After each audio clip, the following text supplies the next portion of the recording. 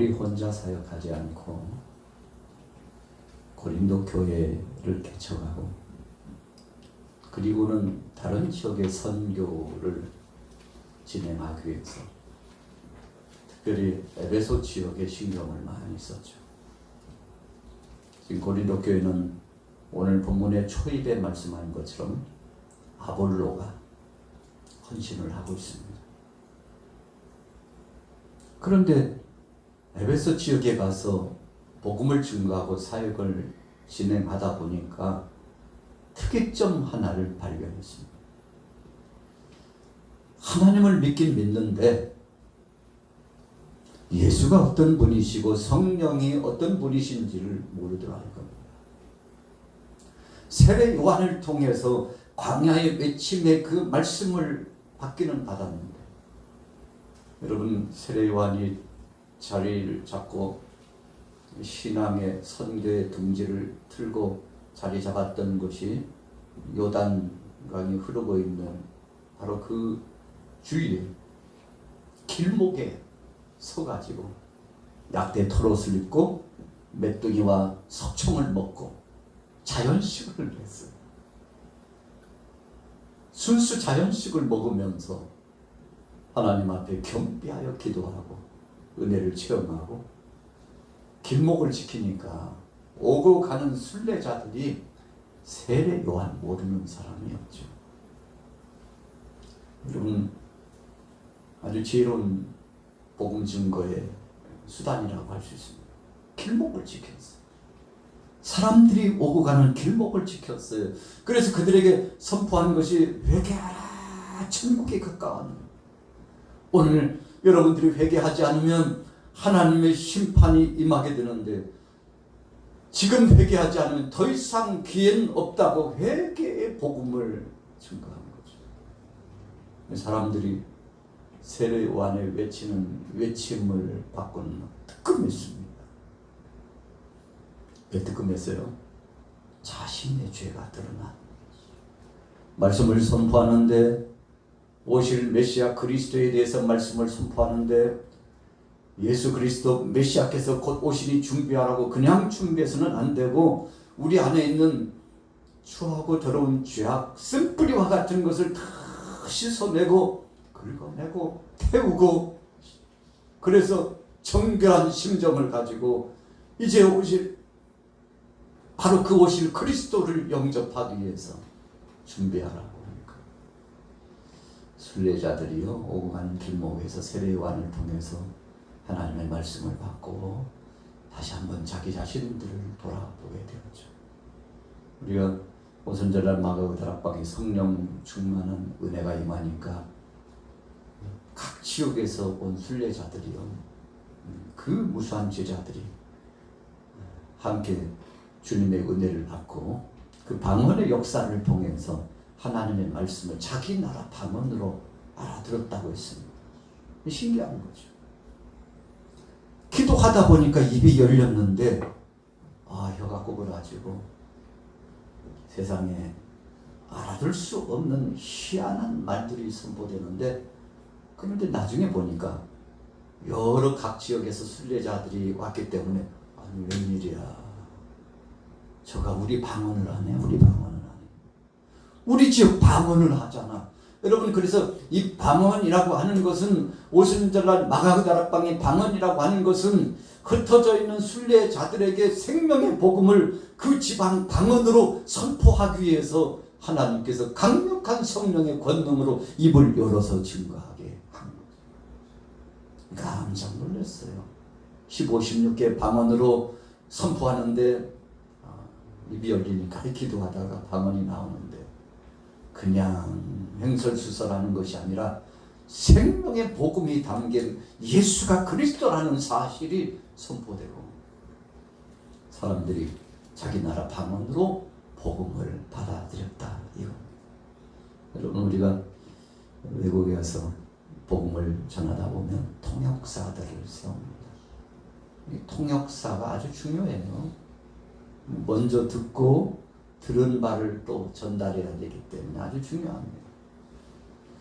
그런데 통역사가, 통역하는 사람이 오리지널 제대로 액면 그대로 본질 그대로 하나님 말씀 그대로 그 들은 대로 잘 풀어서 선포해야 되는데 여러분 그러지 못하고 확실치 않고 분명하지 않는 메시지를 전한다면 참 이거 불행한 시간이죠. 여러분 성령님은 하나님 아버지의 뜻을 우리에게 알도록 역사하십니다. 그래서 오늘 저와 여러분들도 금요 기도에 나오시는 것은 특별히 성령께서 이 속에 역동적으로 역사하셔서 우리 마음속에 예수가 그리스도임을 먼저 알게 하고, 아유 목사님 우리가 예수 믿은 지가 얼마인데 예수인지도 예수가 누군지도 모르고 그런 등신 같고 바보 같고 미련하고 우둔한 줄 아십니까? 벌써 몇십 년 예수 믿었는데 여러분 그러나 몇십 년 예수 믿었어도 잘못 믿은 사람이 분명히 있어요. 성경을 알긴 알아도 잘못 해석하는 사람이 있을 수 있어요. 내가 하나님을 정말 진실로 섬기면서 예배자가 되었다고 해도 때로는 우리가 인생이기 때문에 실수가 많고 육신적인 소욕으로 쫓아나갈 때가 많아요.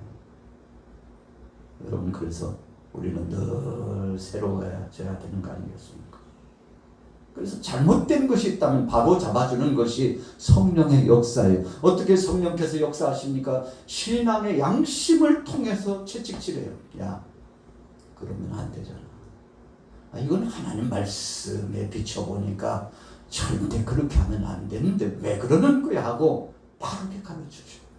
예수님께서 사랑하는 제자들이 예수님께서 이제 곧 떠나신다는 말씀을 이 말씀 듣고 싶지 않은 말씀이죠. 제자들이 당황이 돼가지고 절대 그런 일이 있을 수 없다고 만류하고 예수님은 그러시면 안 된다고. 그때 예수님이 하신 말씀이 뭡니까? 내가 너희들을 떠나는 것이 유익이야. 그리고 보혜사를 이제 보내줄 텐데 그 보혜사 성령이 임하면 너희들의 죄에 대하여 하나님의 의로우신 그 섭리의 역사의 복음의 진수에 대하여 그리고 장차 올 심판에 대하여 분명하게 이 성령께서 너희에게 깨닫게 하고 알게 하고 생각나게 해 주실 거야. 그러니까 유익이라니까. 제자들이 아직 초보적인 신앙의 단계였기 때문에 깊은 신앙의 수준까지 오르지 못했습니다. 여러분 우리가 신앙생활하다 보면 어떤 사람은 성숙한 신앙인이 있고 어떤 사람은 성숙치 못한 신앙인이 분명히 있습니다. 다 똑같다고 생각하면 안 돼요. 내가 믿음이 있다고 해서 내 믿음만큼 막 억지로 끌어가려고 한다고 해서 따라오는 거 아닙니다. 여러분 믿음은 인격적으로 성령 안에서 이루어지는 것이기 때문에 억지로 되는 게 아니에요. 시간이 필요해요. 그래서 주님께서 기회를 주시고 시간을 주시면서 더 성숙한 믿음의 사람으로 점점 좋아지고 발전하고 그래서 예수님의 그 거룩한 형상과 모양 이것을 닮아가도록 우리를 인도하여 주시는데 오늘 저와 여러분들은 그런 성숙한 신앙인이 되기를 예수님의 이름으로 축복합니다. 여러분 오늘 바울이 보니까 세례 요한이 전했던 그 메시지 정도 수준밖에는 아직 체험하지 못하고 예수님이 어떤 분이신지에 대한 분명한 신앙관도 없고 그에 더하여 성령도 체험하지 못하고 큰일 났어요. 큰일 났어요. 그래가지고 예수가 그리스도임을 상세하게 설명하고 가르치고 요즘으로 말하면 우리가 초신자가 교회에 오면 학습을 받고요. 6개월 정도 학습 기간을 둡니다. 그리고 한 6개월 정도의 세례 문답의 시간을 둡니다. 그러면 1년이 되는 겁니다. 적어도 1년 지나면 학습 문답, 세례 문답 할 정도의 신앙의 수준이 이렇게 성숙해지고 문답과 고백을 할 수 있잖아요. 여러분 그러고 난 다음에 세례를 줘요. 자격 있는 사람에게 세례를 주는 겁니다. 무작정 주는 것이 아니라 성숙한 신앙의 기회를 가질 수 있도록 그에게 문서를 줘가지고 공부하도록 하고, 학생들에게 세례를 주다 보면 벼락치게 공부하는 학생들도 있죠. 한 주 전, 2주 전에, 길게는 한 달 전에 주지만 절대 미리 공부하는 법이 별로 없어요. 내일 주일인데 목사님이 세례 문답 한다고 했는데 문답을 잘해서 합격해야 세례를 받는다는데, 그럼 긴장해가지고 얼마 시간 남지 않았는데 막 줄줄줄줄 달달달 줄줄줄 외우느라고. 그래도 그 정성이, 그 열성이 있으니까 몇 번 문답하고, 사실 문답으로 말하면 불합격이죠. 그러나 그 중에 중요한 것, 신앙 고백, 사도신경, 주기도문, 십계명, 그리고 내가 구원받았는지에 대한 확증, 예수님이 누구신지, 하나님이 어떤 분이신지, 성령님이 어떤 분이신지 대충 중요한 것만 묻고, 잘 대답 못해도 가르쳐 주면서 문답의 시간을 갖고 합격을 시켜서 세례를 받게 하잖아요.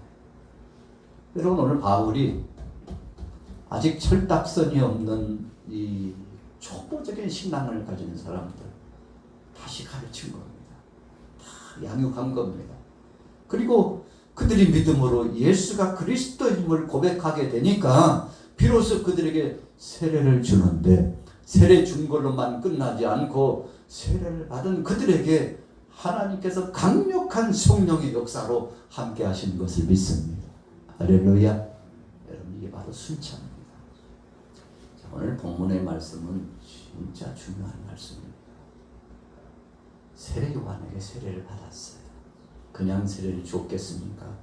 철저하게 죄를 회개했겠죠. 그래서 육체와 영혼이 단장하게 됐어요. 그런데 그 다음은 몰라.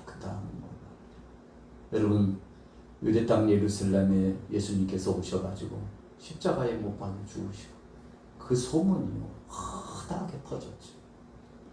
그리고 제자들이 흩어져가지고 복음을 전하는데 예수가 그리스도시라고 전하고, 그리고 그들에게 예수를 구주로 영접하는 믿음을 갖는 그 모든 사람들에게 다시금 세례를 주고, 그래서 다시 한번 신앙의 확증된 은혜의 시간을 갖도록 했는데, 이런 제2차 체험의 과정을 겪지 않은 사람들이 많이 있었다 이겁니다. 우리가 교회 다니면서 신앙생활을 해도 이런 사람이 있을 수 있어요. 어떻게 저렇게 될 수 있나 생각하고 싶을 만큼 그렇게 될 수 있는 사람들이 있다는 거예요. 바울이 오늘 본문에 보면 깜짝 놀란 거 아니겠습니까? 그래서 그들에게 세례를 줬는데, 세례 요한이 전했던 그 메시지와 그가 주었던 세례로서는 안 된다는 것을 말씀한 거죠. 왜요? 예수가 빠졌기 때문에. 왜요? 성령의 역사하심이 빠졌기 때문에.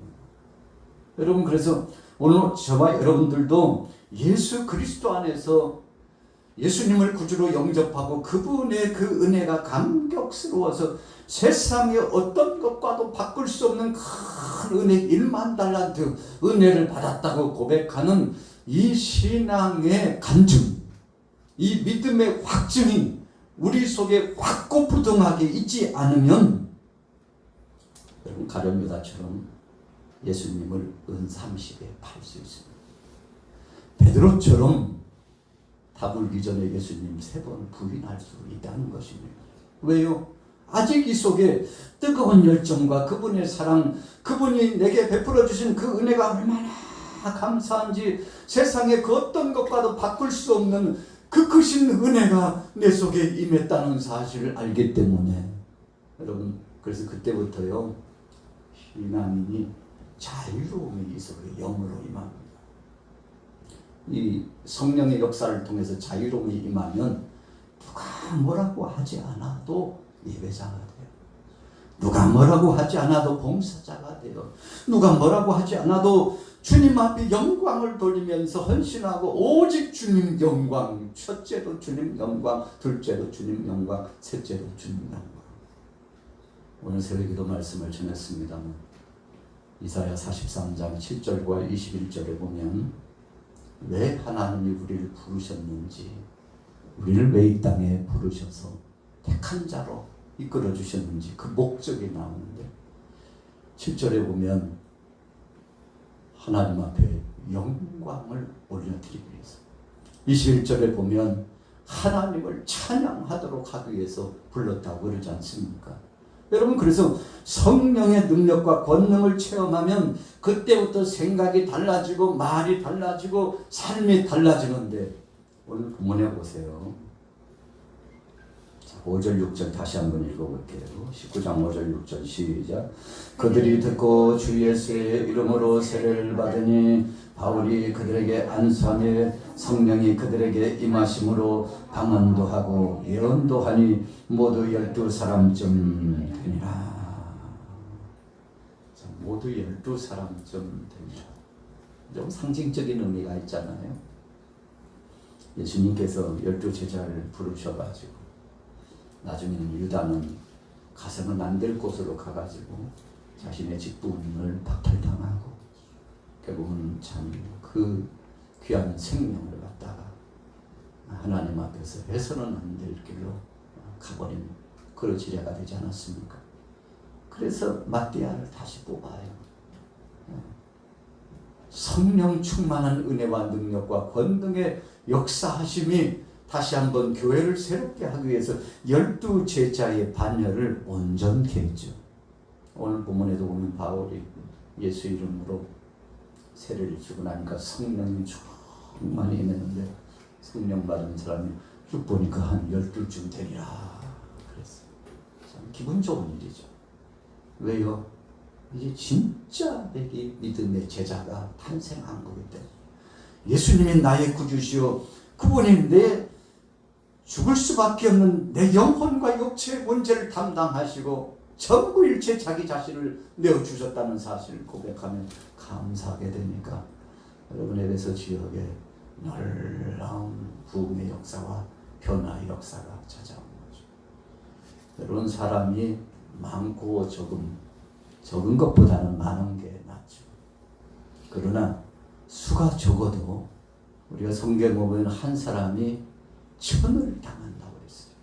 하나님이 함께 하시면 한 사람이 천의 몫을 감당하고 사역을 진행한다고 했는데, 여러분 모세에게도 여호수아에게도 이 동일한 말씀을 계속 하나님이 주신 이유가 뭔가요? 사람 보지 말고 정신 바짝 차리고 하나님 한 번 바라보고 나가면 하나님께서 너의 모든 것들을 책임져 주시리라. 이 말씀 계속 모세에게 하는 거거든요. 모세야, 너 사람 보지 말고 나만 바라보고 나가. 여호수아에게도요. 젊은 이제 그래도 장정이 지도자가 됐는데 앞길이요 참 장한데 막막해요. 어떻게 앞으로 이 일을 진행해 나가야 될지 참 막막한데, 그때 하나님의 음성이 여호수아에게, 여호수아야 괜찮아, 너 내가 준 약속의 이 말씀만 붙잡고 나가. 좌로도 치우치면 안 되고 우로도 치우치면 안 돼.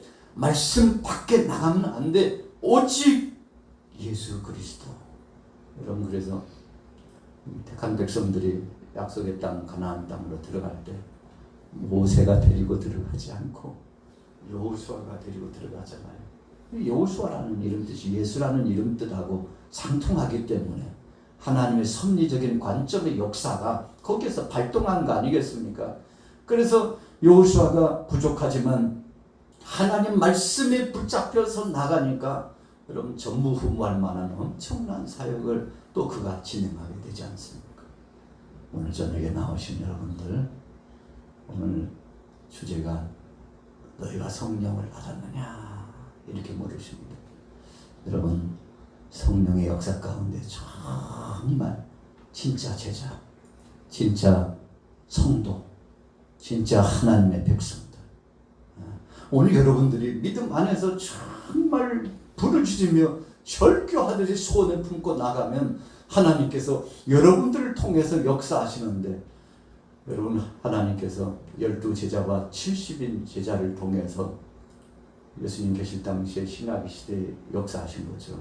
부활하셔가지고 그 많은 사람들 있었는데 500여 제자들을 일일이 구체적으로 만나주시고 함께 있다고 그랬잖아요. 그것도 마가 요한의 다락방에 모여서 주님의 명령을 받고 성령 받기를 소원하고 다 나올 줄 알았는데 380명은 어디 가고 120명만 동참했는데 하나님은 따져 묻지 않으시고 준비된 그 120명을 통해서 세계 복음화의 초석을 놓도록 하셨잖아요. 여러분 하나님의 역사하심은 그렇게 역사됩니다. 그래서 오늘 저와 여러분들이 금요 기도에 나오셨는데, 주여 이사야처럼 주님 제가 여기 있습니다. 성령으로 다스려 주시고 주님의 말씀으로 재무장하게 하시고 하나님 영광 드러나고, 그래서 주님 오시는 그날까지 이 사명 감당할 수 있도록 역사해달라고 이 손을 품고 믿음으로 승리하기를 예수님의 이름으로 축원합니다. 자, 결론 내립니다. 자, 10절부터 우리 같이 읽어보겠습니다. 10절부터 12절까지 시작.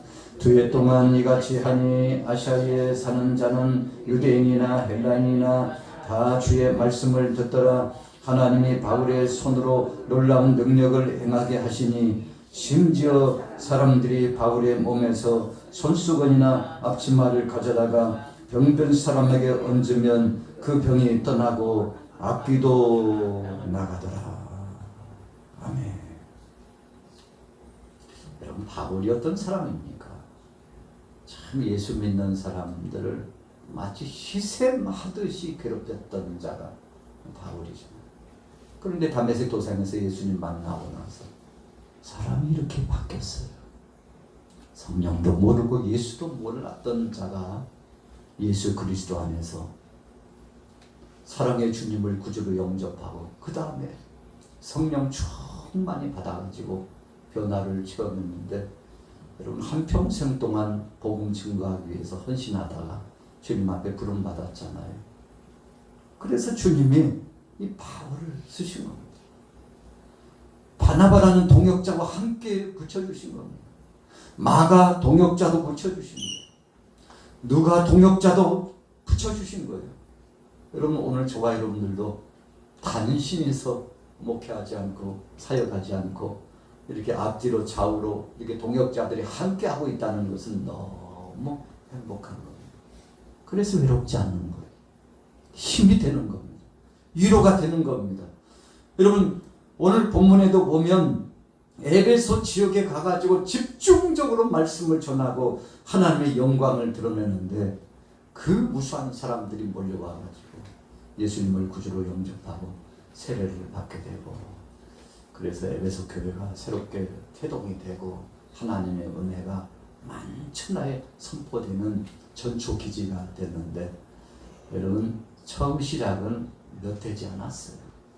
오늘 저녁에 여러분들 이 기도하는 시간에 아주 귀한 제목을 가지시기 바랍니다. 주님, 우리 교회 역사하신 하나님, 우리 가정에 역사하시는 하나님, 우리 자녀들에게 역사하시는 하나님, 우리 대한민국과 세계 만방에 역사하시는 하나님, 우리의 기도를 응답하시고 그래서 성령 충만한 능력으로 주님의 제자답게 하나님의 신실한 일꾼답게 믿음으로 승리하는 자 되게 해달라고 오늘 여러분들 성령에 의지하여 오늘도 간절히 기도할 때 응답받으시기를 예수님의 이름으로 축원합니다.